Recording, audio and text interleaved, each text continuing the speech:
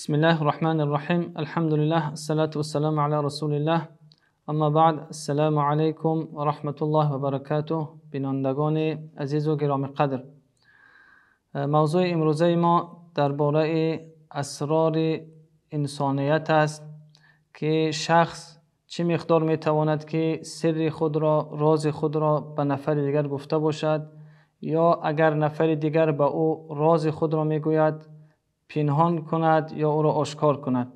دوستان گرامی قدر، این یک بلای گشته است که امروز در زیادی ها دیده می شود که سر یک برادر خود را، سر حتی خاندان خود را آشکار می سازند. حالا ببینیم که شریعت الهی چی نظر دارد در این بابت.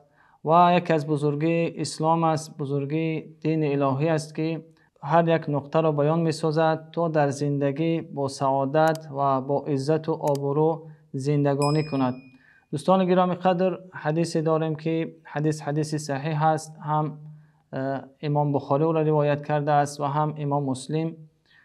میگوید که حضرت عایشه روایت میکند که روز ما نشسته بودیم زنهای پیامبر صلی الله علیه وسلم که حضرت فاطمه به نزد ما حاضر شد. پیامبر خدا آنجا حاضر بودند و وقتی که حضرت فاطمه را دیدند او را مرحبا گفتند و در نزد خود در دست راست یا در دست چپ خود نشاندند و با اون چند سری را با اون گفتند. یعنی یک صحبتی کردند که ما نشنیدیم مگر که پیامبر خدا با دختر خود حضرت فاطمه صحبت میکرد. و در اثنای صحبت، هنگام صحبت، حضرت فاطمه کمی خنده کردند، یک خنده شد و اول خیلی گریه کردند، گریان شدند، یک گریه سخته. و بعد از آن پیامبر رحمت سخن دیگری را با اون گفتند و اون حضرت فاطمه خندیدند. و حضرت عایشه میگه این منظره را من نگاه میکردم وقتی که پیامبر صلی الله علیه وسلم بیرون شدند. من از فاطمه پرسان شدم که پیامبر خدا به تو چی گفت که اول شده گریان شدی و بعد چند دوم باره کمی خندیدی.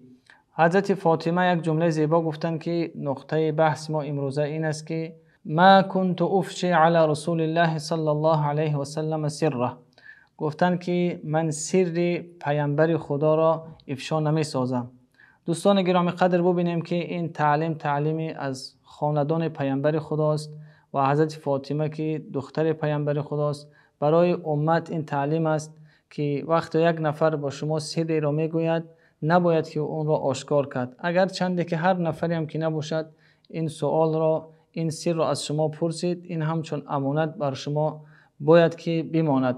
ببینیم که حضرت عایشه رضی الله عنها مادر مؤمنان است، عالمه است، محدثه است. حتی به حضرت عایشه حضرت فاطمه این سر را نگفتند، زیرا این امانت پیامبر خدا صلی الله علیه و سلم بود. و بعد که پیامبر خدا از دنیا گذشتند، حالا که وقت تمام شد، دیگر حضرت عایشه آمدن گفتند که حقی که من در بالای تو دارم این فاطمه، به خاطر این برای ما خبر کن که آن روز پیامبر خدا به تو چی گفته بود. در روایت مسلم چنین می آید که میگوید پیامبر خدا گفت که وقتی مرگ من نزدیک شده است، وقتی وفات من، این بود که مرا خیلی زیاد گریان کرد و وقتی دوم باره که من کمی خنده کردم، این بود که پیامبر خدا به من بشارت داد که اول شده از خویشاوندان من تو به نزد من می آیی.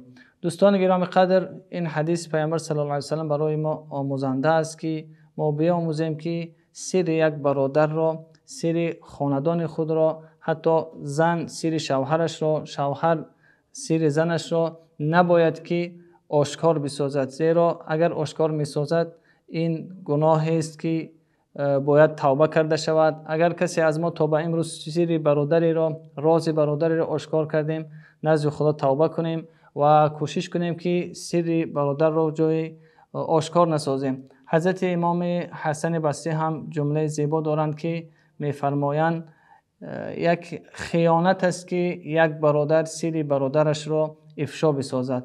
ببینید که حضرت امام این را خیانت شماریدن، یعنی امانت است که نباید خیانت کرده شود. اگر سر برادر که آشکار کرده شد خیانت حسابیده شده است. دیگر اینکه ما باید در بابت سر بدانیم که چگونه است. یک جمله است، یک کلمه هست که برادرت یا نفری به تو وقتی که این سخن را میگوید خاص میگوید که این سر است، به کسی گفته نشود.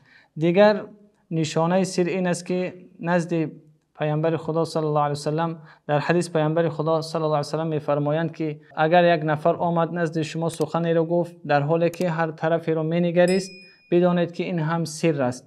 یعنی معلوم است که وقتی هر طرفی را که نفر مینگرد نمیخواهد که دیگران این جمله تو را شنیده باشند.